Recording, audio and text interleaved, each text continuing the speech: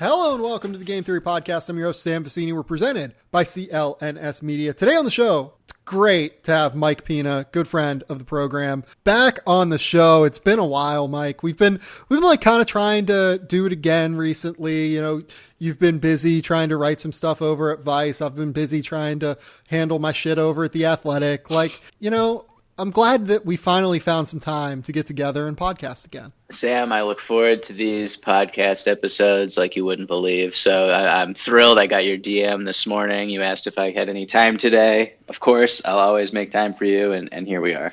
Oh my, we're sponsored today by our X-Bar and Simple Contacts. We're going to talk a little bit about the Raptors because I think that they're just kind of the biggest story in basketball right now, other than the whatever's happening with the Warriors. But that's kind of flamed out and gotten stale as the people have kind of figured out, hey, the Warriors are good again now that Steph is back. So we're going to talk about the Raptors at the top, and then we're going to talk about a few teams that I think haven't really been getting like a crazy amount of attention. The Spurs have been just strange to me in a lot of ways because, yeah, they're like right around 500, but I think that they're, kind of, I guess fundamentals, we'll call them. Yeah, the fundamentals aren't looking great in terms of their numbers. The Wolves have turned things around since the Jimmy Butler trade. Everyone was focused on Philadelphia on them, but let's kind of turn it around and look at why Minnesota has been good. And then the Pacers are quietly just kind of sneaking along, playing really, really good basketball and look like, you know, the kind of top 5 team that we thought they'd be in the Eastern Conference. And then, of course, we're going to talk a little bit about Markelle Fultz and a little bit about whatever else comes up because Mike watches as much basketball as, I guess, like anyone, realistically, on the internet. You have to do the crazy articles you do every week. It's a lot of watching basketball, I will say. My wife is already contemplating divorce, if we're being honest, but see, I'm like in that fiance, like I just got engaged in August and I'm like just praying that Laura is just, you know, so understanding of me having to travel around and then have to watch basketball and have to do this, that, and the other thing. I'm very thankful that she hasn't rethought it yet. The best part is, real quick, just the DVR, because we can only DVR 2 things at the same time. So if there's like Real Housewives of Orange County coinciding with 2 NBA games, it's trouble. Wait, it's a bloodbath. Don't you have League Pass? I do, but you know, the app and the iPad, I just like watching on DVR. You can slow-mo, it's easier to rewind, big screen. But I do suffer sometimes when I'm forced to go to the iPad. Yeah. I'm a big League Pass online guy. It doesn't, for whatever reason, some of the like buffering that people complain about and some of the like problems that people have, like I've never really had them. Show off over here. I don't even think it's like a show off. Like I'm still like trying to figure out like what are the problems here that people have. Such a humble brag. The patented League Pass humble brag. So Toronto is probably the best team in the NBA right now. Depending on just what your thoughts are on the Warriors generally, I would understand if you would just say, you know, flat out until Kevin Durant leaves and until, these guys prove to be problematic enough. The Warriors are the best team, but the Raptors are at least playing like the best team right now, and I think that is worth bringing up and talking about. They're sitting at, I believe, 21-5 after last night's win over the Sixers, right? Correct. And just everything about this roster and the way that this team has been constructed is just super, super fun to me. Nick Nurse has just been absolutely unbelievable in every way so far. He's pushed all the right buttons. They're sitting in 3rd on offense. They're sitting in 7th on defense. They have a 7.7 net rating that is 2nd behind the Bucks in the NBA right now. Where are we at on the Raptors? To me, the addition of Kawhi Leonard has, I guess, kind of changed their calculus in so many obvious ways, but the biggest one is that I believe in this group a lot more when it's going to come down to playoff time than I did in the past. Where are you at on what you've seen so far from Toronto?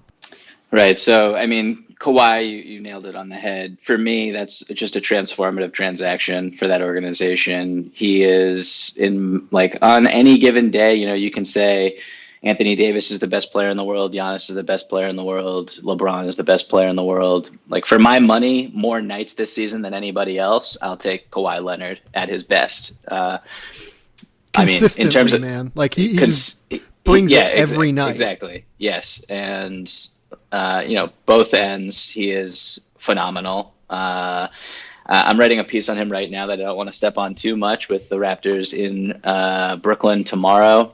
But just his ability to get any shot he wants outside of San Antonio's system where, it was very, catch the ball, make a quick decision. And in Toronto, we're seeing him really unleash his handle more so than in San Antonio at earlier points in his career. And it's just, it's incredible. I mean, this is the best I think he's ever played. He's recovered from a poor shooting start to begin the season. And now you obviously cannot leave him alone. He's a knockdown 3-point shooter. The game against the Golden State Warriors where he went toe-to-toe with Kevin Durant down the stretch. Obviously, Draymond and Steph Curry did not play in that game. But the way that those two just went toe-to-toe, that's like peak basketball, like for me. And speaking just, big picture, obviously Kawhi is a free agent after this season, but if he's all in, as you just talked about Nick Nurse getting everyone to buy in and pressing all the right buttons, getting Kawhi on the same page as everybody, not really having to overhaul the offense at all to kind of fit him in and replace DeMar DeRozan, who was a staple there for so many years, is just it's a coach of the year worthy job by Nick Nurse. And this team is incredibly deep. Kyle Lowry has played tremendous basketball this year. Pascal Siakam is basically a lock to win Most Improved Player. They're great. I don't know what else you can say about them. They're just a great basketball team. Well, let's talk about Kyle real quick because Kyle's role has completely changed. First and foremost, like he's just not shooting as much. He's leading the NBA in assists per game, if I remember correctly. And this was a guy where the organization traded his best friend in the world, DeMar DeRozan, without really telling anyone on the team. And like Kyle has gone about it being a complete professional and being as adult as humanly possible about it. He did mention quickly to Rachel Nichols that like, hey, I don't really have a relationship with Masai Ujiri, but he's not letting any of that get in the way of what has been just an unbelievable season for him so far. He's again, like it's worth noting, like he's not shooting super well this year necessarily. So like maybe it is a good thing that he has been so willing to wholly adjust his role and wholly change what it is he does and become like this super high level distributor. But at the same time, I think that he deserves just an unbelievable amount of credit for what has been. It could have gone a totally different way with Kyle Lowry. This is a guy who's been temperamental in the past, and instead he has matured. He is almost 33 years old, and he is playing maybe not the best basketball of his career because that like 2016-17 season before he got hurt was unbelievable, but it's really good. I mean, he's tremendous, and we talk about most underrated players in the league. He's perennially in that conversation for me. He's, as you said, leading the league in assists at a mark that's 4 assists per game above his career average. I mean, I don't know. With Lowry, he's a masterful floor general. Really gets guys in their spots correctly. We haven't really seen too much of the Lowry plus bench because it's more kind of turned into kind of like a Kawhi plus bench. But they've battled injuries, and he's kind of he has been the. I want to say he's like the captain, but just the fact that he has been able to not let Jonas Valanciunas could be really upset with getting a demotion, and I don't know the inner workings of their locker room, but the fact that everything is kind of stabilized and Nick Nurse's decisions to move Anunoby and Valanciunas to the bench have not disrupted any imbalanced chemically the roster. I give credit a little bit you got to give credit to the point guard in that situation. And so Kyle has, in addition to being, as you said, not necessarily lights out from deep or shooting the ball as well as he can. I will say that, a quick aside, like he takes some ridiculous shots.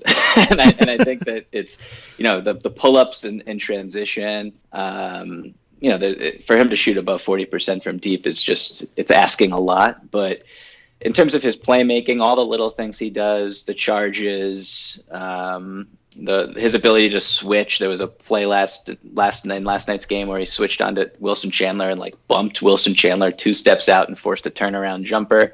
That's just the type of stuff that not a lot of players his size in league history have been able to do, and he deserves a lot of credit for pulling it off consistently. Yeah, so his first year in Toronto was 2012, 2013. Every year since that year, he has been he's had at least a +4 on-off rating. Each of the last 4 years, he's had at least a +7 on-off rating. This guy, every single minute that he's on the floor, the Raptors are going to beat their opposition. And I think that, you can point to the teammates, obviously. He plays with a ton of really good teams. He's played with a lot of really talented guys. But the Raptors over the years have utilized him in just such a variety of different ways. Like you said last year, they utilized him with, or even really the last 2 years, they utilized the Lowry plus the bench unit pretty regularly and pretty substantially. So it wasn't just like he was playing with the starters. This year, it's been mostly with the starters, and they've shifted Kawhi to the bench, or Kawhi with the bench unit. Just every single minute that this guy's on the floor, he knows exactly where everyone's going to be. He's going to get them the ball in the absolute best spot that he can possibly get them in. And if Kyle Lowry is on the floor at this stage, you should feel confident that your team is going to beat the opposition when he's out there. And it's going to be in large part due to his contributions on the floor. Yeah. And I mean, the on-off numbers are absolutely ridiculous. They're just, he's not going to win MVP, but those are MVP on-off numbers that he has. When I look at him, the thing is just with this whole Raptors organization is, Kyle is kind of like a bellwether, particularly in the postseason. And, last year he was lights out. That was probably his best postseason performance, and it was marred in the end by LeBron James, as a lot of things are in the NBA. But the previous 2 years he was pretty bad, and that's just kind of, that reputation still sticks with him. He did not really shake it last year because of even, he was by far their best player throughout the playoffs, and played, considerably well in that Cleveland series.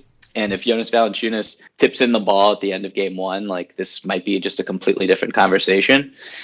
But, as well as he's played throughout the first 26 games of the year, I guess, it's at the end of the day, it's just how consistent will he be throughout their playoff run, because they need him. Depth is critical, obviously, to get through the regular season. But at the end of the day, if you want to beat a team like Philly and Milwaukee and Boston, these teams that have a lot of star power at the top, Kyle Lowry needs to be playing at a peak all-star level when it matters most. And I guess we'll see if that happens. It's kind of crazy to me that Kyle only has one All-NBA season.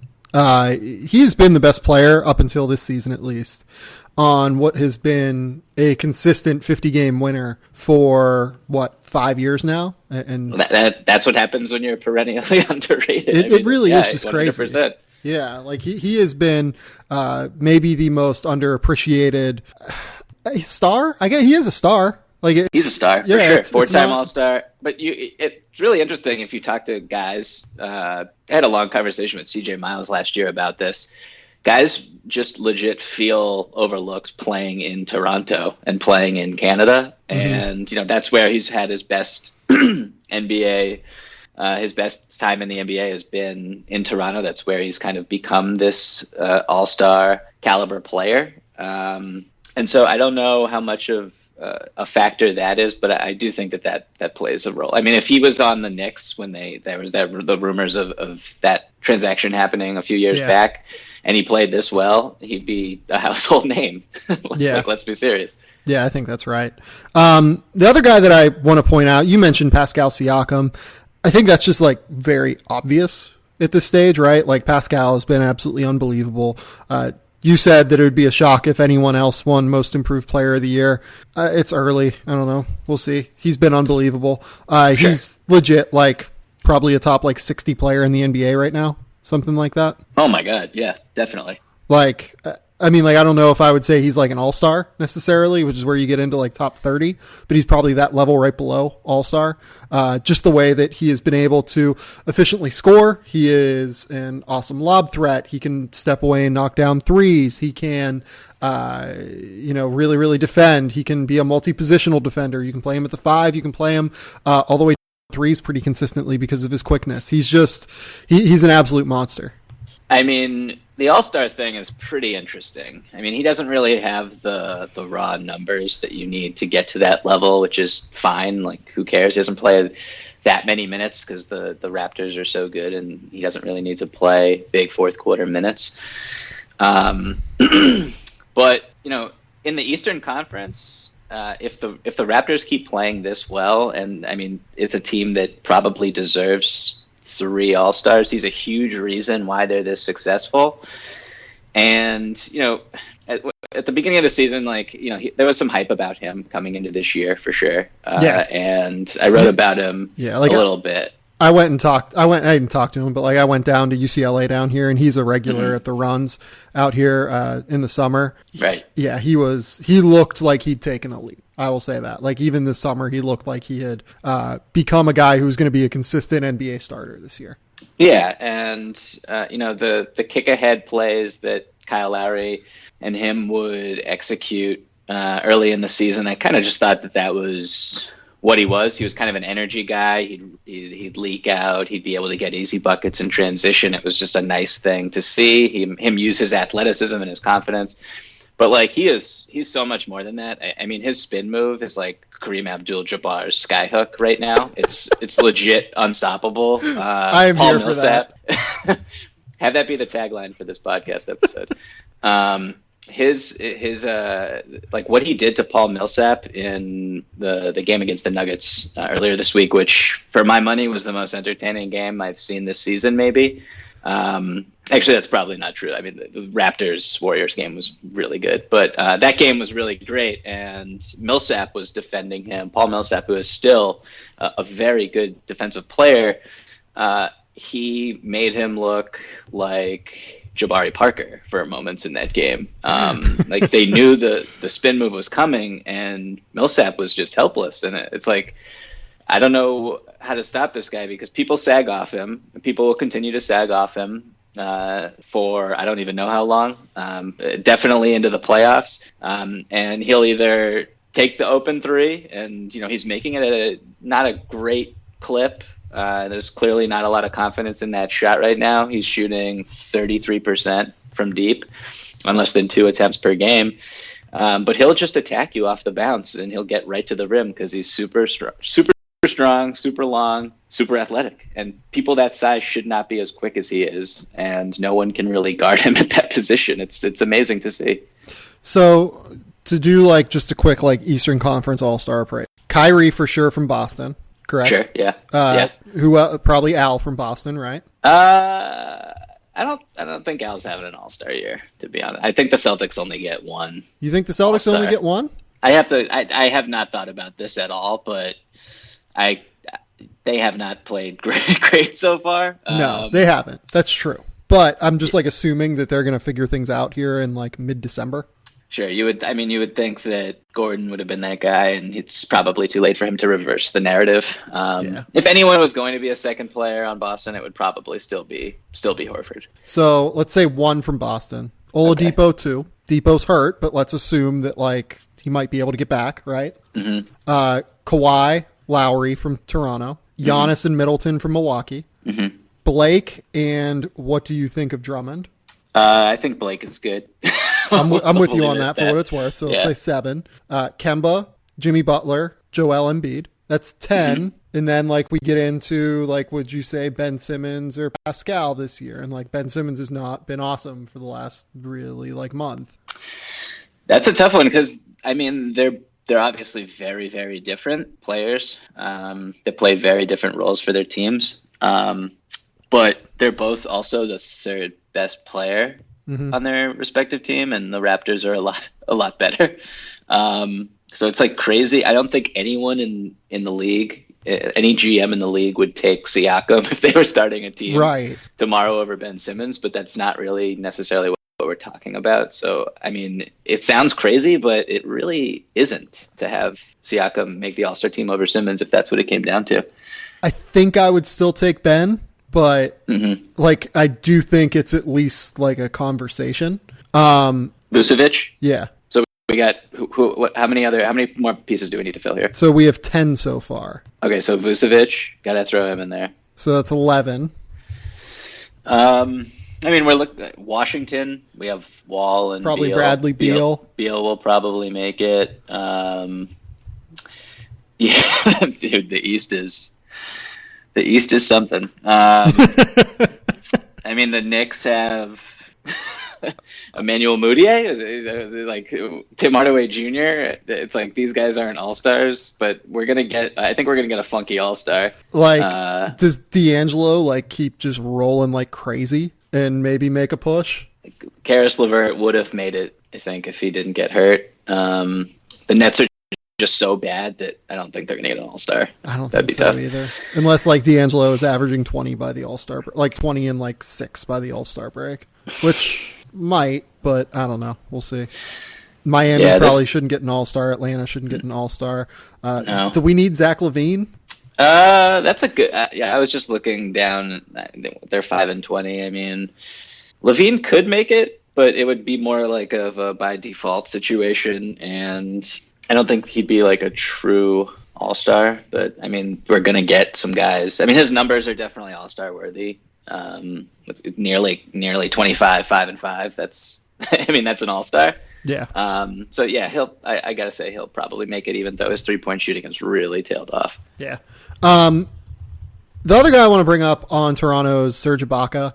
He's kind of, early in the year, he was not starting, obviously, and he could have kind of gone into a shell. And right now, I think he's probably having his best season in a long time. Like, he's not even shooting well from three, and, he might be having his best season since the Oklahoma City days. Yeah, he's really not shooting threes, which is really interesting because he's almost still playing at like all the 2.5 a game, but he's only shooting 28% from three. But like, I agree with you, the volume has really dropped in terms of the percentage of shots he's taken from three. Yeah, I mean, if you look at just from last year to this year, so last year 22% of his shots were at the rim. That number's up 14% this year. And last year, 36% of his shots were threes. That number is legit sliced in half. Yeah. If my math is correct. So About right. Getting shots at the rim when you're a big, I mean, he's playing exclusively at the 5 this year, really. Yeah. And sometimes he'll guard fours because him and Siakam can switch a little bit. But I mean, it's just, you got to just look at, like, is this just because of Kawhi? I mean, the Kawhi effect and just the intense gravity that guy creates more so than DeMar ever did, because, the difference between those two is, DeMar would get his numbers for sure. And he was a pretty good playmaker, especially last year. But, like, the shots that he would take, defenses would, they'd be fine with them. Invite it, but yeah, like they would say, you know what, this is a contested, semi-contested 20-footer. Okay, deal with it. Like with Kawhi, you just don't want, like, every shot is bad. Yeah. Like it's a totally different type of issue or dilemma for a defense. And I guess, you add someone like Danny Green also, who we have not even discussed, and the gravity that he creates and the season that he's having. Remember when people thought Danny Green was just like a throw-in in that trade? That was wrong from the jump, I thought. Like, I wrote that Danny Green is valuable. I know how he's played in San Antonio the last couple of years. There's no way this guy's done, like, totally. No, you're spot on. I mean, look at the Spurs, which I think we're going to talk about soon, and this might be a good point to segue. Yeah. But, like, they literally have no wings in 2018, and they want to win basketball games, and you can't do that. It's impossible. So yeah, like, I kind of assumed the Spurs, and you're right, let's just transition. I kind of assumed the Spurs would be okay defensively this year, because I genuinely think that Greg Popovich is maybe the best defensive coach in NBA history. If you look at what his numbers are defensively and how many top 3 finishes, how many number 1 finishes, the fact that before this season, I think he's only had 1 season out of 20 plus where they finished outside of the top half. I just kind of assumed that he'd figure it out. Yeah, it's... I mean, they're clearly missing Kyle Anderson. They're clearly missing Danny Green. They play Dante Cunningham big minutes as a wing. Rudy Gay is a 4 now. You can't really play him at the 3. He can't guard threes. Marco Bellinelli's playing 21 minutes. Yeah, that's trouble. There's just no ball containment. They obviously missed DeJounte Murray. That's not a brilliant thing to say. But I thought that DeRozan would be a little bit better on defense, particularly on the ball. Yeah. He has not been good. But it's a lot of stuff that, when you watch the identity of a Greg Popovich team, they don't foul. They get back in transition. They do all of the little things. The Oklahoma City Thunder were in town this week, and I'm writing a piece about their defense, and that's one of the things that they have really focused on. They don't want to foul. They want to get back in transition. Just a lot of they want a defensive rebound. The Spurs just have lost the thread on all of that, and everyone talks about their offense, and sure, it's not great when you lead the league in long 2s and you're last in 3s and shots at the rim. That's just that's awful. You're not going to be good. But the defense, it's just the little things, the discipline things, they've completely fallen off with that. And when you combine it with the personnel that they have, that's why they have the worst defense in the entire NBA. So let's talk about the shot distribution with the Spurs first. When you trade for DeMar DeRozan and you employ LaMarcus Aldridge, you can expect a lot of mid-range shots. That's not really breaking news here, I don't think. The problem is that in addition to those guys, they just don't have many other guys that will consistently be willing to take threes other than Patty Mills and Bryn Forbes. Those guys will pull and they'll be happy to pull. And I guess that Davis Bertans takes shots from 3 too. But, Dante Cunningham takes a random amount of mid-range jumpers. And Rudy Gay obviously is taking a ton of mid-range jumpers because that's what Rudy Gay does too. It's hard, Derek White takes a bunch of those shots too, even when he's on the floor. It's frustrating to watch the Spurs offense in so many ways. There are times where it's extremely creative because Popovich is unbelievable and can find really interesting ways to get guys looks. But then you just watch them devolve into this, okay, DeMar is going to take 2 steps in from the 3-point line and pull from 18 feet. Because that's the shot the defense wants him to take. And I don't really think you can fix that with this roster. Earlier in the year, I thought that there was something cooking with the DeMar LaMarcus pick and roll. They had kind of an instant chemistry there. That's no longer the case. Yeah. And LaMarcus he started so well this year too. Yeah, he's last year. For my money, that was the best season of his entire career, and he's slipped, I think, considerably. Not hit, his skill is just hitting these ridiculously difficult mid-post turnarounds, and those are not falling. So as they did last year. So he's a guy who is not really getting to he doesn't have the space around him to really navigate the post as he did last season. For the Spurs to have success on offense, first of all, when they got DeMar, I kind of assumed that even though the shot profile of DeMar and LaMarcus is the mid-range, and I figured they would take a lot of mid-range shots, but I also thought that there would be an adjustment, and DeMar gravitated a little bit more towards the 3-point line last year. I anticipated that would continue, or at least plateau. Instead, he's gone in the opposite direction. I thought that LaMarcus, who has shown he can hit threes, would move out a little bit more and be a little bit more of a stretch big and kind of modernize his game naturally. That has not happened. He does not shoot threes at all. The big problem with that, though, is that I actually don't really blame LaMarcus for not stepping back, because he has to be responsible for creating so much offense that I think it's just hard for big guys like that to create offense from the 3-point line, right? It's because the Spurs just have no other natural shot creators other than DeMar and LaMarcus. Like, I guess you could say, like, occasionally Rudy can create a shot. Derek White hasn't been great at creating shots yet when he's been on the floor. I think he's played like 400 minutes this year, something like that. You know, like Patty Mills isn't a guy who's going to create his own look. So a lot of the time they have to get the ball in LaMarcus's hands where he has to create a shot. And typically he can't really create a shot posting from 28 feet. But you would think that, you know, they could have a wrinkle where, you know, a DeMar LA pick and pop for three, you know, something like that. And Sure. They just don't have anything like that in their offense. And Greg Popovich has spoken out against the 3-point shot, basically saying that it is, you know, sucked all the beauty out of the sport, which some will agree with, some will be willing to debate, but, you know, you need it to win regardless in today's league. And if anyone said that other than Pop, that coach would have gotten just like fucking destroyed for saying well, that. he can say whatever he wants. Yeah. That's what happens when you're probably the best coach of all time. But, you know, I think it's so early in the year, but when I just look at the Spurs, I'm like, why would you make a trade to get better? Like, if you're going to make a trade and you're the Spurs, let's go in the opposite direction. Right now, they're 14th in the Western Conference, and, you know, they're 2 games back of a playoff spot, but you've got, you know, the Rockets right in front of you. You've got the Jazz right in front of you.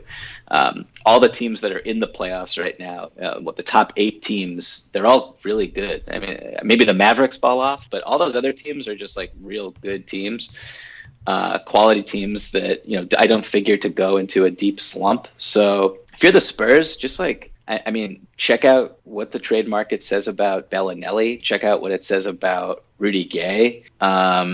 You know, you're probably not going to get a ton back. You have the Raptors pick, which is going to be probably the 30th pick. You have your own pick. Well, here, I don't know. Like, just treat this as a bridge year. I actually kind of think that LaMarcus might have some value on the market. And the reason I say that is that... Oh, I agree. First of all, I agree, but I don't think they should trade him. But continue. Okay. Well, why don't you think they should look into it at least? I think if you're this team, you know, you have DeMar, you have LaMarcus, and I think if you're the Spurs, what you should be thinking about now is, okay, so our team next year, you know, LaMarcus is still quality. DeMar will be still I mean, LaMarcus will be 34, but still quality player. DeMar will still be a quality player. We'll get DeJounte Murray back, who supposedly has added an outside shot to his game. And no one knows what he'll look like, but defensively, we know what we have there. And we'll see how he comes back from the torn ACL. But let's assume that he's on schedule and, plays at a higher level than, or the level that a lot of people anticipated him breaking out and becoming this season. So you have those 3. You have your own pick if you quote unquote tank this season, which could be, you know, a top 8, top 7 pick.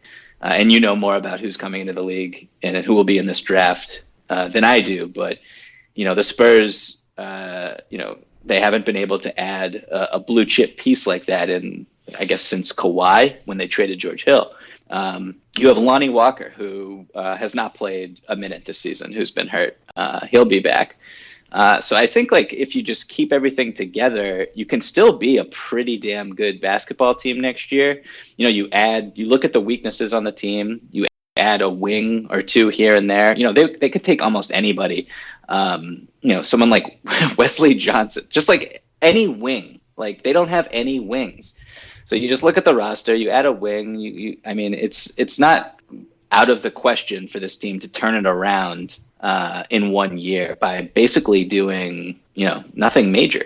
Yeah, I think that's reasonable. I do. I just don't know if they can get bad enough this year to where they end up like in the bottom 7, we'll say. Just because, like, Chicago is really fucking bad.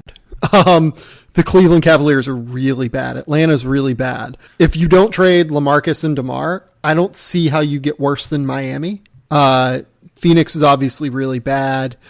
We assume at some point the Kings fall off, right? Okay, so but like it's just hard to get there though, you know? Right, but the Spurs have it's really early, so take this with a grain of salt. But the Spurs have the third hardest schedule from here on out. Okay. They're in the West. Miami's in the East. New York's in the East. Brooklyn's in the East. These teams are like, I don't know. I mean, I get what you're saying for sure, but I could see San Antonio. I mean, look at the point totals San Antonio has given up. This is a really bad basketball team. Miami has played poorly because, they've battled some legitimate injuries to, Goran Dragic. They've had lineups that legitimately don't have point guards in them. Yeah. I don't know. I think, they're right now San Antonio is a game better than the Heat, 3 games better than the Knicks. Like, I could totally see them sliding and finishing with the 7th, maybe even the 6th worst record in the league this year. I could be wrong. I am very often. Yeah, the West is hard, just generally. Like, the West is very difficult. But, like, didn't John Hollinger do, like, a study that says, like, no conference differential is worth more than, like, 3 games or something in terms of, like, wins and losses? 3 games could be a big deal, though. It could be. That's true. Yeah. That's a really good point.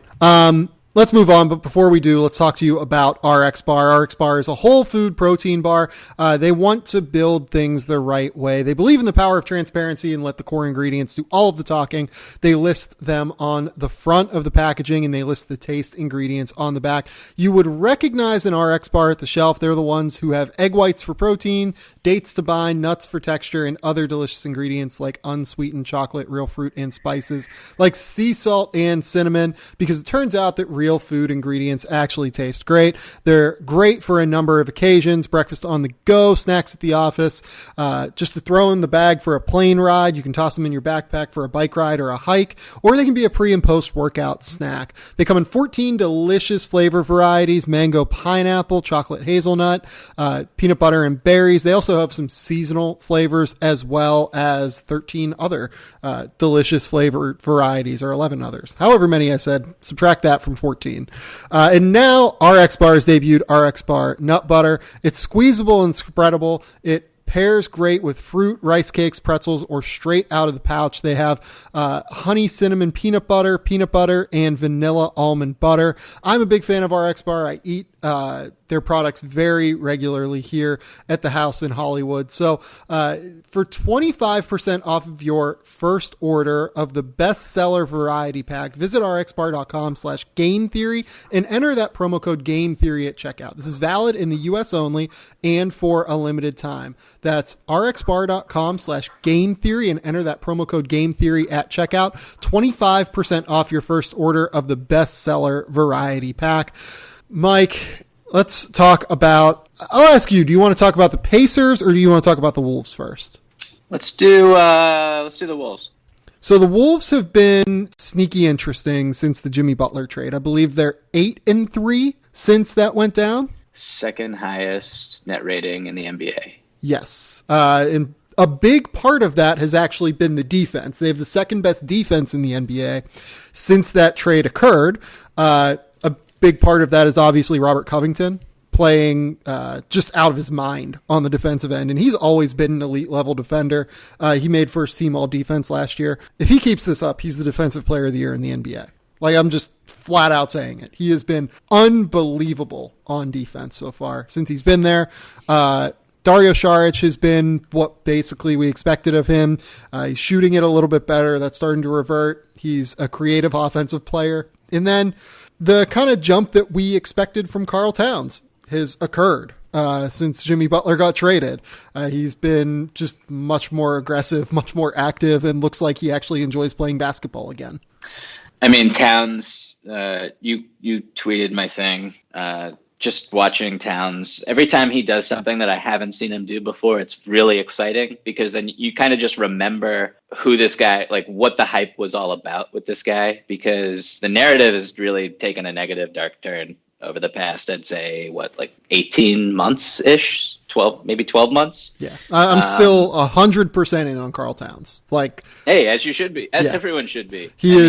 I think he is going to be like a straight up Hall of Famer. I have like very few doubts. He is still, this has nothing to do with making the Hall of Fame or not, but he has still not missed a game in his entire career, which, I mean, that's the best availability, or I don't even know what the saying was. I just completely butchered it, but you know, the best skill is availability. The best skill is availability. That is exactly right. And also, when you're 7 feet tall with elite post moves, your ability to take guys off the dribble, you can shoot threes at a 40% clip. You know, you're a ridiculously good basketball player. You know, he fouls too much. He still chases blocks a little bit too much. But, you know, the defense has been incredible since Jimmy went, since the Jimmy trade. And he's been better on that end. Like, I'm not going to sit here and tell you that like he's turned into some incredible positive on the defensive end since the Jimmy Butler trade, but he looks a little bit more active. He still does fall for that like bullshit pump fake, and he'll chase, like you said. But like, you know what? He's been a lot more solid, I would say, positionally than what you've seen from the past in Karl Towns. Yeah, I'm just waiting for Tibbs to start Saric in place of Taj Gibson, make Taj Gibson their backup 5, and just don't play Gorgie Dieng anymore, because I think that's the best version of this team. It would be nice for Tibbs to give that a shot, because the numbers when Towns and Saric are both on the floor are just like astronomical. They're destroying everybody. I love Taj. But I just think that, you know, Saric, Covington, Wiggins, Teague, then you get to play Gibson as a backup 5 when D Rose comes in the game. I just think that's kind of, I feel like this team has more that it can be, and we haven't even seen the best yet, which is really scary because they played so well over the past couple weeks. What do we do with Andrew Wiggins? You know, it would be really, yeah. I mean, it would be easier to be patient with him if it wasn't for this contract, which the contract is probably the worst thing that Thibodeau has done since he came to Minnesota. I mean, it was kind of inexplicable the moment it happened. You didn't need to do that, and yeah, like I don't know who was giving him a 4-year max, and just like let the season play out. I don't. He's restricted. I mean, I just didn't understand that at all. It pissed off Jimmy Butler. Obviously, I think that's clear to anyone looking at the situation. And he's, you know, I'm not like one of those people that's completely given up on Andrew Wiggins and think he's just a bad basketball player. But it's really difficult when you look at how the CBA is kind of structured to prevent. I mean, once you pay a guy that much money, he needs to be like a certified all-star for you to be a good team. Or you really need to make hits on the margins. Like Derrick Rose at the contract he's on, that's a grand slam. But it's just really difficult to build a quality basketball team when you're paying a guy who's probably, you know, his overall impact is probably average, maybe slightly below average when you're paying him that much money. Not to say that he's a finished product or anything like that, but right now it's an ugly contract. I mean, I've been a Andrew Wiggins defender for a while. His last 10 games, he's at 14 points, 3 rebounds, 2.5 assists on a robust shooting line of 36, 32, and 67. It's not great. He's just not getting better on defense. And here's the other problem here. Like, he turns 24 in February. I'm not saying that guys can't get better from the time they turn 24 until the time they turn 27 even. But like, we're getting to the point where the typical developmental curve starts to flatten a little bit. And I just don't know what is there that's left for him. I would like for him to get better. I would like to see him start to defend. He has started to make more threes this year over the larger sample of 100 shots that he's taken. Like, he's hit 37%. He's been a better 3-point shooter over the course of the last 3 years. He's been pretty darn close to league average as a 3-point shooter at 35%. So, like, look, there are signs that are good. It's real hard. It's real tough right now for Andrew Wiggins. He's shooting below 40% from 2, which is... That should be impossible for him. It's really, really tough to do. Especially for... I mean, he takes a lot of really tough superstar shots, contested turnarounds, like Kobe Bryant prime fadeaways that just don't go in at the clip that you need them to. 6'8" with a 7'2" wingspan and is like maybe the quick twitchiest athlete like in the NBA. Maybe not that much anymore, but like he's unbelievable in terms of his athleticism. Go to the fucking basket. Like get out in transition. Run. It drives me crazy. He's driving me nuts slowly but surely. I thought he would figure some of this stuff out, and he's just not figuring it out. Even after Jimmy Butler was traded, he's still not the second best player on the team, and it's like not even close. Oh, he's like not the fourth best player on the team right now. Who you go? Would you say Towns, Covington, Rose, and Jeff Teague? Oh my God, yeah. Like Jeff Teague is probably a more effective player right now than Andrew Wiggins. It's close. That's close. And the fact that it's close is a problem. And the fact that Jeff Teague is 6'1" and is shooting 4% higher from 2-point range than Andrew Wiggins is a problem. That's not great. This is the first year of Wiggins' career where he's taking more threes than long twos, which is a step in the right direction. But he's not making anything. So yeah, it's a problem. It's not great. There's really not much more to say about him either. I mean, it sucks. Well, let's be positive for a minute here and talk about again, just Robert Covington. Just unbelievable so far on defense. He has totally reshaped the way that this team defends in general. He has just his like activity level. Like him and Taj out there, they're truly leaders defensively, it seems like, in a way that we haven't seen in a while. Minnesota's defense when Robert Covington is not on the floor, so before he got there and since he's been there, 117 defensive rating. When he's on the floor, 102.9 defensive rating for Minnesota. That would be, I believe, top 3 in the NBA. So he's everything that you can hope for if you're trying to reshape a defense. Yeah, I saw Ben Golliver, his first piece, I think, for the Washington Post was a quarter season awards column, and he had Robert Covington as the Defensive Player of the Year. You said that you think Covington is the Defensive Player of the Year. He's been pretty damn good defensive player, on the ball, off the ball, wreaking havoc. Whenever I watch the Wolves, though, the Wolves have been a team since Thibodeau got there that, has been very hesitant to take just like basic smart threes, be they in transition. They're not enjoyable to watch.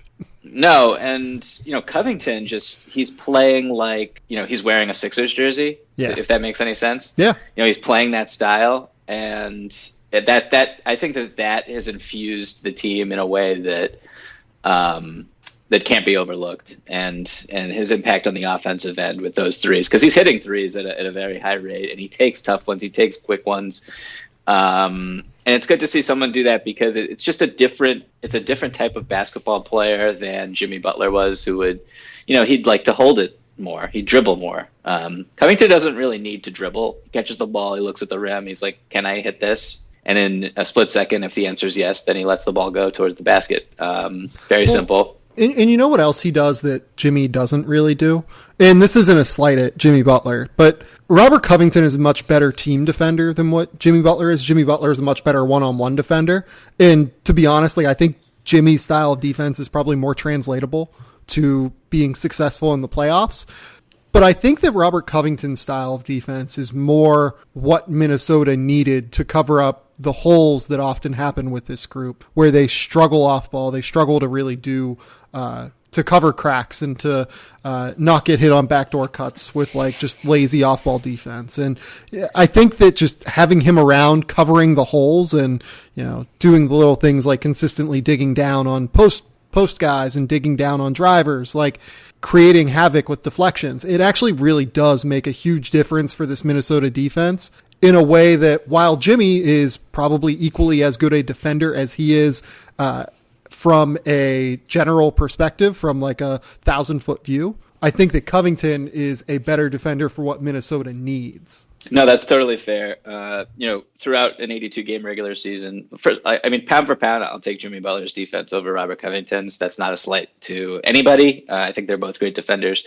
But, as you said, to your point, what they need Covington to do a lot is, be on the ball for the primary ball handler. And that means, tracking guys and pick and roll a ton.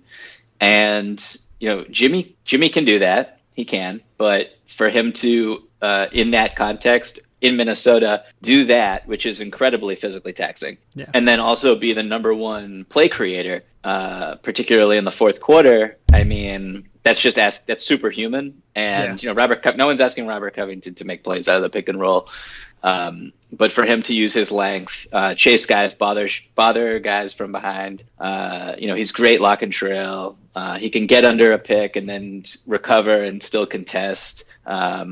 So he's a great piece for that, for sure, and that has had a humongous impact on the team defense. But for my money, Jimmy Butler on ball, as you said in the playoff. I mean, last time he was in the playoffs, but when he was in Chicago, you put him on anybody and he's able to just shut them down. And I think that's where his impact will be seen in the playoffs this year in Philly, where they don't need to put Ben Simmons on Jason Tatum. They can throw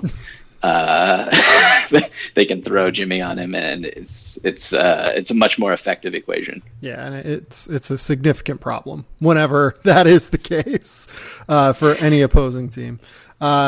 Simple Contacts is the most convenient way to renew your contact lens prescription and reorder your brand of contacts from anywhere in minutes instead of heading to the doctor year after year just to renew prescription for something you wear every day. You can do it on your own time and terms in just a few minutes. This truly is vision care for the 21st century. Why would you use Simple Contacts? It's convenient, it's fast, it's reliable, it offers choice, and it's going to save you money. The vision test is only $20. The contact lens prices are unbeatable. Standard shipping is free, and best of all, they're offering a promotion to listeners of the show. Look, you're going to get $20 off if you use the promo code GameTheory20 at simplecontacts.com. You go to simplecontacts.com/GameTheory20, or you enter that code GameTheory20 at checkout, and you're going to get $20 off of your first contact order over at Simple Contacts. It's a really, really great deal for everyone. And look, this is reliable. It's designed by ophthalmologists and licensed doctor reviews. Every test, so you can skip the office visit, but not the care. It offers choice. It has all the brands and types of lenses that you need. I have an astigmatism in my right eye, and it has everything I need there. It's just a very, very good product. It's not a replacement for your periodic full eye health exam.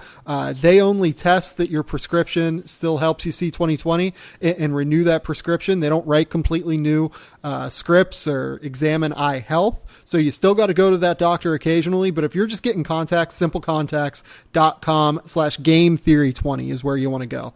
Let's finish with the Pacers, Mike. The Pacers are just chugging along. They're 14-10. They're fifth in the Eastern Conference. You're talking about a net rating of, I think it's plus 3.7. The win-loss is right in line, expected with everything that you've seen so far. They're doing it without Victor Oladipo for the last third of the games that they've played, which makes this slightly more impressive to me that they've been able to tread water and hold on as long as they have. The defense looks awesome. The offense has been a problem without Vic, but I just like the Pacers. I really enjoy watching them play. They play slow and they play ugly basketball often, but there's something about it and about how they work as a team that I really enjoy. Yeah, they know what they are. I think the emergence of Sabonis as just a player who can be a fulcrum for an entire offense for stretches, out of the high post, low post, dribble handoffs. Yeah, he's just such a talent. He's one of the better passers at his position. It's so funny to think about how the Oklahoma City Thunder used him when he was a rookie Shooting threes. I wrote about this in a column last week or 2 weeks ago, but there was, he's only taken like, I don't know, 6 or 7 threes. That might be even an exaggeration this entire season. And he made one, I forget against who, and immediately looked over at the Pacers bench and hit his chest as if to say, like, I know that's not my shot. I'm sorry. And so, like, he knows what he is, and he's killing it right now. He's one of the most efficient players in the entire league. He's, sixth man is going to be a really ruthless race, but he's up there at the top for me. And the Pacers, when he's on the floor without Victor Oladipo, are still an extremely good basketball team, and we did not see that last year. They were, when Victor took a seat, they really struggled on both ends. And this year, if you look at their expected win number, it's 50 with Oladipo on the floor, 50 with Oladipo off the floor. So, they're not really depending on their best player right now, which is a good sign for sure. They have depth. I thought Tyreke Evans would be a lot better than he has been. It hasn't worked out necessarily to the degree I thought it would. Even having him as someone who can just take a lot of guard usage on offense, it really helps right now when Vic is out. Like, even though he hasn't played super well, like if it's him or it's Aaron Holiday, who's been fine, I think. Like, it does help to have Tyreke. And I love Aaron Holiday, too. I think he's been a really useful rookie. But, like, that's the difference, right, between this year and last year. Just having a better team first and foremost, but also having a warm body that you can allow to take on a lot of usage instead of Lance Stevenson. I was about to say that. Like, sometimes we analyze, new players who are in a place and just how they're meshing and impacting their new team. But sometimes, like, there's addition by subtraction. And, not that Lance Stevenson was, a terrible basketball player last season, but Lance was pretty not good last year. He's Lance Stevenson. He does Lance Stevenson things, and that's live by Lance, die by Lance. And, his absence is, I think, kind of boosted what the Pacers are trying to do this season. And it's pretty clear when you watch them play. The one player who, kind of is a little discouraging and a pretty big disappointment for me personally is Miles Turner. Yeah. They gave him this $80 million contract, and he does not play big. He does not play his size on offense. He shies away from contact. He is not very good finishing through contests, which, usually he's the bigger player, the stronger player, and that's really not improved at all throughout his career. He's basically a pick and pop big, and, he can roll and he can finish when the lane is clear.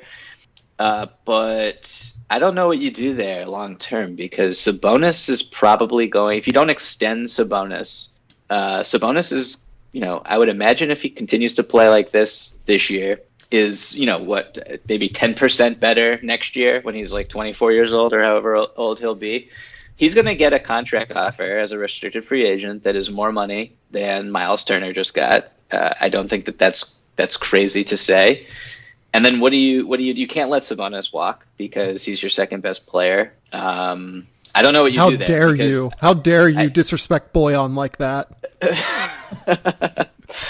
Apologies, even though his little brother is a better basketball player than he is, but that's neither here nor there. I don't know what you do there if you're the Pacers. I really don't, because you can't, when those two have been on the floor together, the defense has been encouraging. The offense has been completely wretched, and it'll be even worse in the playoffs, you would imagine. I don't think that they can play minutes together in the playoffs.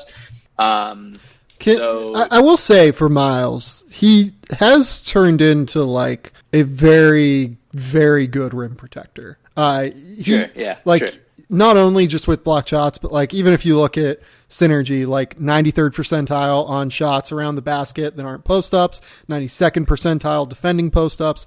He is a good rim protector now. To me, he is maybe not the piece defensively for them that has them third, but like Vic is still a better defender than what he is, I think. But he's a really, really good defender. No, my criticisms with him, and he's still 22 years old, I think, are just like almost exclusively on the offensive end, where I thought that he would, year two, he took a pretty big step, and then it hasn't, he's gotten worse every year offensively, basically, or the same, which is basically a negative. So I don't know. I mean, he's not hitting threes. Doesn't really take a bunch, and it's just kind of like, why?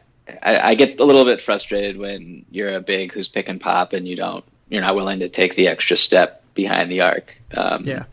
This offense could really use that spacing. Yeah, no, I agree with you. If you look at his shot chart, he does take a lot of 20 to 23 footers. Just worst shot in the league. Yeah, just right in front. He goes that shot right above the elbow essentially, which is just so hard to make consistently. It's I understand that he feels comfortable there, but you got to expand that comfort zone a little bit. Yeah, so I mean the Pacers, it's really interesting with them because we look at the East, and I mean I don't want to call the East wide open, but there's no Golden State Warriors in the East. Yeah. And so you have your top four, you have the Bucks, Raptors, Sixers, and Celtics. And then, I would honestly slide a healthy Pacers team into that conversation. I think that they'll be this team is Philly. Yeah, I said the Sixers. They are built to, grind you out in a 7-game series. They can play fast. They can play slow. Yep. They can play big. They can have, they have versatile pieces. I don't know if McDermott will be able to play big minutes in a playoff series, but that's another issue. And they have a lot of ball handlers. They have shooting. I don't know. They're a really, really interesting team. And if you don't have someone who can guard Sabonis on the block, he'll eat you alive straight up. Yeah, I'm really interested to see what they look like in the playoffs, and I'm interested to see what they look like when Oladipo gets back. But I love the fact that they're treading water, and I think that it's worth noting that they're treading water without Victor Oladipo, and that says a lot. It does indeed, Sam. It does indeed. And you know what? You said that you would throw them into that mix. I agree with you. I think that the East is a 5-team cutoff, right? I wouldn't throw Detroit into that top 6. I wouldn't throw Orlando in there, obviously. No one Charlotte. I think if you catch Kemba fire for a 7-game series entirely, that's not a team I would necessarily want to play in the playoffs. But I mean, they're just not on the level, I don't think. Charlotte is super interesting because they have. I mean, Kemba's easily one of the top 5 players in the conference. I'm trying to think if he's. I'd say he's probably fourth best player in the conference. Because Giannis, Joel, Kawhi. That's basically it for me. I mean, you can. It's really interesting. If you wanted to swap Kemba and Kyrie and just see what Kyrie would do in Charlotte, but you have to give Kemba his due. His numbers have been ridiculous. The pull-up 3, which has been talked about ad nauseum, has made him just an unguardable player. Yeah. He really reminds me of what Isaiah Thomas did 2 years ago in Boston, the leap that he made into being a top 5 MVP candidate. Charlotte just can't close. Which is kind of crazy given that Kemba should be the ultimate closer. But then look around and what else? What else is there? I mean, what teams do is, they trap him high and then he gives it up to Cody Zeller when Cody Zeller's hurt. He gives it up to MKG, and then those guys have to make the decisions. And it'll be interesting to see if they make a move that's a more win now move this season. They're good though. I do like them. Their record should be higher than what it is. They have bordering on a top 5 offense, league average defense, coach of the year candidate at the helm for them. But I think Indiana with if Kemba went down, that team would just if Kemba went down, exactly. If Kemba went down like Oladipo has, goodbye. They're not even going to make the playoffs. So it's just a completely different construction there, and I just like the versatility that Indiana has over Charlotte. I would be interested in like late game, like closing lineups, in them trying like Kaminsky to try and like stop the crazy traps on Kemba, because if you just trap him in pick and roll and then you have to like deal with Kaminsky in like pick and pop scenarios, that at least seems like something of a counter to me. But like obviously it's hard to play Frank in closing situations right now. Yeah, I was about to say, so like he misses the three, and then what happens on the other end coming the other way? Frank, since they put him back into the rotation, he's sitting at like a 50, 35, 70 shooting line, like 10 points a game, 4 rebounds. It hasn't been a disaster. Sure. Okay, fine. I'm not a Frank believer. I'm sorry. But it's only I try to be positive. Your general manager couldn't get the number 9 pick or whatever, offering 4 first-round picks or whatever. It is what it is. Oh, but my. Yeah. What? That's like a really good question, though. Like, what kind of move do we think Charlotte could make? Like, I feel like if I was them, I would probably try and call about like Bobby Portis in Chicago to see if I could like wrench Bobby Portis away. That's super interesting. Bobby Portis is a restricted free agent, correct? Yeah. So Chicago has Wendell Carter and Lowry Markkanen. People say in Chicago that they still want to keep Bobby Portis. Like, they think he's like the perfect backup center for this group. But I like his game. I love him. I think he's actually really good. But like, they also have that $8 million tank of a contract that is Cristiano Felicio. So that's not a great deal. No, that's a really interesting fit right there. The one thing I'll say, I mean, then you'd have to pay him pending what you gave up, and I mean Kemba, you have to pay Kemba, like, and how deep into the tax is Michael Jordan willing to go? It's a really it's a tricky situation. Yeah, that's a tough situation for sure in Charlotte. Mike, is there anything else that you just want to bring up about the NBA before we move on? Anything that's exciting you? No, not really. I mean, it's been a really fascinating season. I'm enjoying watching, half of the league right now, the Western Conference. Basically, every team is going for it. We talked about the Spurs and their need to tank, but that's kind of unrealistic based on, Greg Popovich's situation and just who the Spurs are. They're an incredibly proud franchise. But, you look around and there's not a lot of teams that are tanking so far. So Can we talk about the one team that is? Sure, yeah.